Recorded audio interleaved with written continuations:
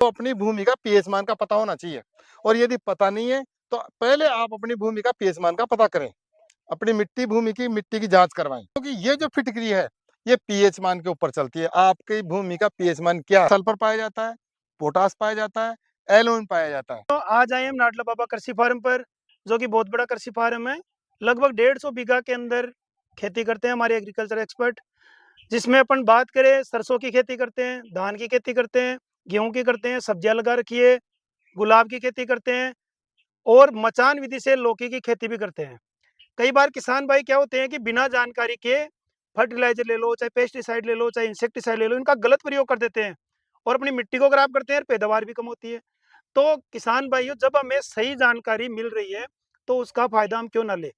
तो इसी के लिए मैं मिलवाता हूँ आपको एग्रीकल्चर एक्सपर्ट से, जो हमारे बीच में मौजूद है। नमस्कार सर। नमस्कार जी। सर, किसान भाइयों को एक बार अपना छोटा सा परिचय करवाए। राम राम किसान भाइयों, मैं बनवारी जी नाडला, मैं नाडला बाबा कृषि फार्म से बिलोंग करता हूँ। किसान भाई हैं, सरसों की खेती करेंगे, गेहूं की खेती करेंगे और कुछ किसान भाई सब्जियां भी लगाएंगे। उन सब्जियों में अपन देखते हैं कि फिटकरी, इसका प्रयोग कैसे करें, कब करें, कितनी मात्रा में करें, क्या डोज रखें। तो ऐसी जो क्वेश्चन होते हैं किसान भाइयों के, कि उनको सही और सटीक जानकारी नहीं होती है, वो सही और सटीक जानकारी आप किसान भाइयों को आज देंगे इस वीडियो में। तो सबसे पहले सर, मैं आपसे जानना चाहूंगा कि जो ये फिटकरी है, क्या वास्तव में खेती में लाभप्रद है, या कई बार मैंने देखा है कि कई किसान भाई ये भी कहते हैं कि साहब नुकसान हो गया, और वो नुकसान क्यों होता है, इसके बारे में आप हमें जानकारी दें। बिल्कुल बिल्कुल। देखो किसान भाइयों, ये जो फिटकरी है ये क्रिस्टल के रूप में आती है और ये एक तरीके से देखा जाए ना तो ये पोषक तत्वों का भंडार है। बिल्कुल, इसमें ऐसे पोषक तत्व हैं जो आप जो रासायनिक उर्वरक देते हो ना, करीब करीब इसके अंदर आधे पर्दे तो हैं ही सही। और ये ऐसा काम कर देती है कि आपकी जो जो वेस्टेज, जो पहले के जो फास्फोरस वगैरह जो पोषक तत्व पड़े हैं, उनको भी कार्यान्वित कर देती है, नया जीवन उनको दे देती है और वो पौधे में चले जाते हैं। तो आप वो क्या है, इस टाइम पे आप जैसे कि उर्वरक खरीद रहे हैं साहब, हजारों रुपए खर्च कर रहे हैं और वो उर्वरक आपको पता नहीं कि उर्वरक आपके खेतों में पहले से ही पड़े हैं, पहले से जमा है, क्योंकि पौधा नहीं ले पाता उनको, तो उनको भी जिंदा कर देगी ये, यानी उनको कार्यान्वित कर देगी। तो ऐसी चीज है किसान भाइयों, तो आपको इधर हजारों का लाभ होने वाला है, उधर जब पैदावार होगी तो लाखों का लाभ होने वाला है। तो ये एक ऐसी चीज है ये फिटकरी, तो आपको लाखों का फायदा दे सकती है। और ये सत्य है, क्योंकि हम खुद एक्सपेरिमेंट करते हैं। हम पहले एक्सपेरिमेंट करते हैं, उसके बाद में आप तक हमारा ज्ञान साझा करते हैं। तो किसान भाइयों, ये बिल्कुल सत्य है। सर ने कहा कि ये फिटकरी दे सकते हैं किसान, इनसे क्या लाभ है क्या हानि है। तो किसान भाइयों, लाभ और हानि की जब बात आ जाती है ना, तो इसमें क्या है कि आपको अपनी भूमि का पीएच मान का पता होना चाहिए। और यदि पता नहीं है तो पहले आप अपनी भूमि का पीएच मान का पता करें, अपनी भूमि की मिट्टी की जांच करवाएं। तो जांच करवाने के बाद में आप इसका प्रयोग कर सकते हैं। यह क्योंकि ये जो फिटकरी है ये पीएच मान के ऊपर चलती है। आपकी भूमि का पीएच मान क्या है? पीएच मान के आधार पर भी आप बताइए कि कितने पीएच मान पर तो इसका प्रयोग करें और कितने पीएच मान पर इसका प्रयोग ना करें। बिल्कुल। जिनका पीएच मान 6.5 और से लेके 7.5 तक, ये तो नॉर्मल माना जाता है। इस भूमि में अच्छी पैदावार होती है, वो नरम मिट्टी रहती है। और इससे जो बढ़कर जो पीएच मान बढ़ गया, 7.5 से बढ़ गया, उसको क्षारीय मानी जाती है। और 6.5 से जो नीचे रह गया वो अम्लीय मानी जाती है। किसान भाई, जिनका पीएच मान 7.5 से बढ़कर है वो तो इसका प्रयोग करे ही करे, बिल्कुल करे। और जिनका 6.5 से नीचे है वो इसका प्रयोग नहीं करे, क्योंकि वो अम्लीय में आ जाते हैं। ये अम्लीय और बढ़ा देगी, क्योंकि इसके अंदर एल्युमिनियम होता है। एल्युमिनियम क्या है, पीएच मान को घटाता है। तो जो बड़े हुए जिनके पीएच मान बढ़े हुए जिन किसानों की मिट्टी के, वो इसका यूज कर सकते हैं। तो वो नॉर्मल आ जाएगा। नॉर्मल आते ही जितने भी पोषक तत्व तो आपकी जमीन के अंदर पड़े हैं ना पहले के, जो आप उर्वरक ला ला के दे रहे हो जमीन में, वो टाइट होके पड़ी है, तो वो नॉर्मल हो जाएंगे। नॉर्मल होने के बाद में उन पौधों को, जो आप फसल कर रहे हो, उनको पोषक तत्व मिलना ऑटोमेटिक ही, वो जो पहले के पड़े हैं ना वो ऑटोमेटिक ही उनको मिलने लग जाएगा। मिलते ही क्या, आपकी फसल जबरदस्त होने लग जाएगी। तो किसान भाइयों, इधर आपको हजारों का फायदा होगा। आपको उर्वरक ज्यादा खरीदने की जरूरत नहीं है, कम उर्वरक में आप काम चला सकते हो जिनके पीएच मान बढ़ा हुआ है। तो सर, बात पीएच मान की हुई कि भाई अपन फिटकरी का प्रयोग करें, लेकिन किसान भाई अपनी मिट्टी के पीएच मान का पता कैसे लगाए? हुँ। कुछ किसान भाई तो होते हैं कि मिट्टी की जाँच करवा लेते हैं, एडवांस बिल्कुल। किसान होते हैं, हुँ, उनको पता रहता है। हुँ। लेकिन कई किसान भाई ऐसे हैं जैसे कि अभी इस समय अपन सरसों लगाएँगे और बिल्कुल, तुरंत मिट्टी की जाँच करवाएँगे तो रिपोर्ट भी नहीं मिल पाएगी। बिल्कुल, तो बिल्कुल। उस कंडीशन में किसान भाई अपने खेत की दशा को देख के हुँ, या अपने जनरल नॉलेज के आधार पर हुँ। कैसे पता लगाए कि अपनी मिट्टी क्षारीय है? बिल्कुल, बिल्कुल।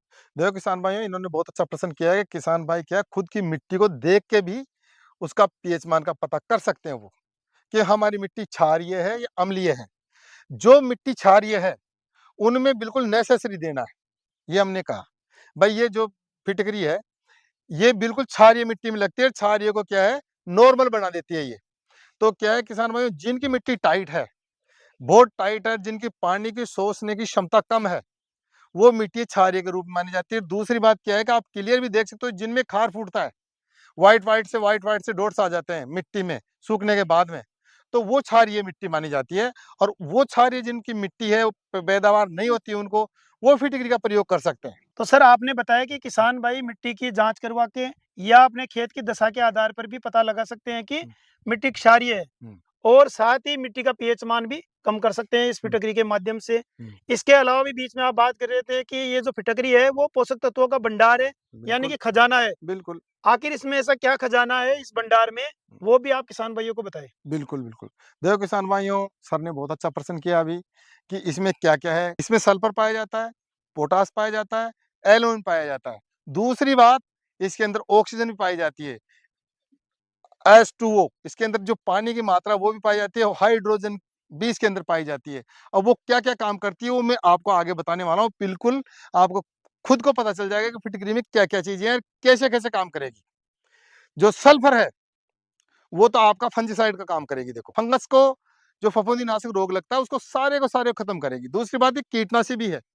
जितने भी आपके भूमि के अंदर कीट पतंगे जो हैं नीचे, लटें वगैरह, उनको भी सब वो खत्म करेगी, दीमक तक को भी खत्म कर देगी, पौधे से दूर रखेगी।